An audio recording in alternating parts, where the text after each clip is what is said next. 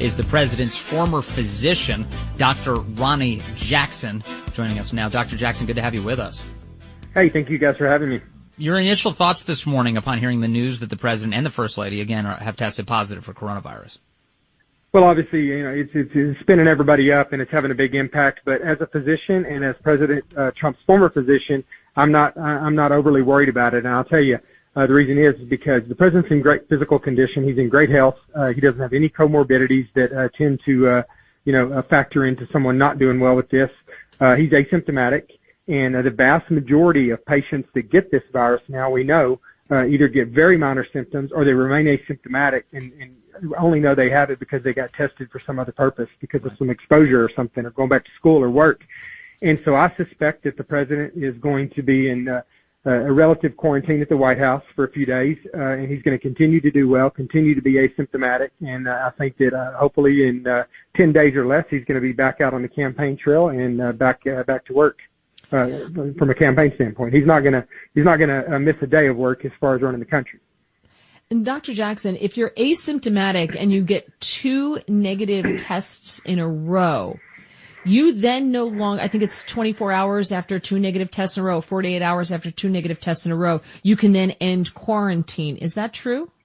That's correct, and a lot of people throw the 10-day out there. People are like, well, he has to be quarantined for 10 to 14 days, and most people have settled on 10. But the reality is that quarantine period is for people who don't, who have been exposed but and have tested negative, and that's because of the incubation period of the virus. And so the president, he's positive. We know he's positive. He's tested positive, so he'll continue to get tested every day for the next few days. And at the point where he has 2 negative tests back to back, 24 hours apart, then he can be considered free of the virus and eligible to go back to his routine. Doctor, so, yeah, oh, go ahead.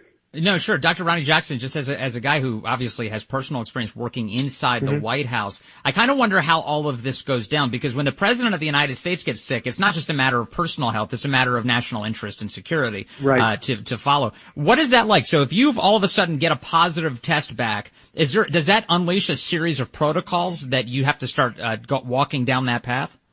Well, sure. If anybody else at the White House ends up with a positive test, they get sent home, and they're not around the West Wing. They're not around the president anymore. They're sent home until they get the positive test we were just talking, or the negative test we were just discussing. But if it's the president of the United States, then everybody else has to work around that. He has to continue to lead our country. He's our commander in chief. He's our head of state. And he has to. There are certain people in the White House, essential staff, that are going to have to be around him even now to facilitate getting his job done.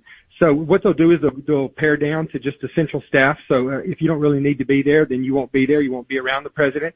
But there'll be certain people around that have to be there for him to get his job done. National security folks and his chief of staff and people of that nature. But they'll take precautions. They'll wear a mask. They'll wash their hands frequently. They'll social distance. But they're going to be in and around the president, helping him get his job done on a day-to-day basis until he's beyond this. This may seem like an odd question, but it's something I have to know because I marvel at it. Does he sleep? Not a lot. Roughly somewhere between 4 and 5 hours a night, probably closer to 4 than 5. Oh my gosh. He never has. He just doesn't sleep that much. It's just amazing to me because we're perpetually sleep deprived, and I see him tweeting at 1 o'clock in the morning, and then he's on Fox and Friends at 6 o'clock in the morning. Like, how does he do this? Yeah, I suspect he's been that way his whole life. Maybe that's the reason he's been so successful from a business standpoint. But yeah, he doesn't require much sleep. It's really amazing. You mentioned before that you don't consider him to be in a susceptible group to have any meaningful comorbidities, but he is a bit overweight, is he not? And doesn't that play a role in whether or not you could see? And obviously his age, he's older. He could see some impact from this, no? Sure, a little bit. Of course he's a little bit overweight, but the vast majority of Americans are. And if you look at the people that fit into his demographic that are 74 years old, most of which also are a little bit overweight in this country, over 99.5% of those people in that category do just fine with this virus. They recover from it spontaneously. And like I said, the ones that get it get very minor symptoms, and the vast majority of them don't even know they had it. So I think he's in a position to do very well. If you were Joe Biden's physician, would you advise him to skip the debate coming up on the 15th out of an abundance of caution to not contract the virus because of the president having been diagnosed as positive? Absolutely not. You know, when's the next debate is on the 15th. Is that correct? Yeah. Yes. I mean, that's so far out right now that there's gonna be no impact from this. So there shouldn't be any discussion right now from a medical standpoint about delaying that debate. Now, I think they want to not have the debate for other reasons, you know, because they're worried about his performance. But from a medical standpoint, there shouldn't be any reason whatsoever not to continue with that debate. The president's going to be well beyond this. And at that point, to be honest with you, he's probably already going to have antibodies to it and not even be susceptible to it anymore.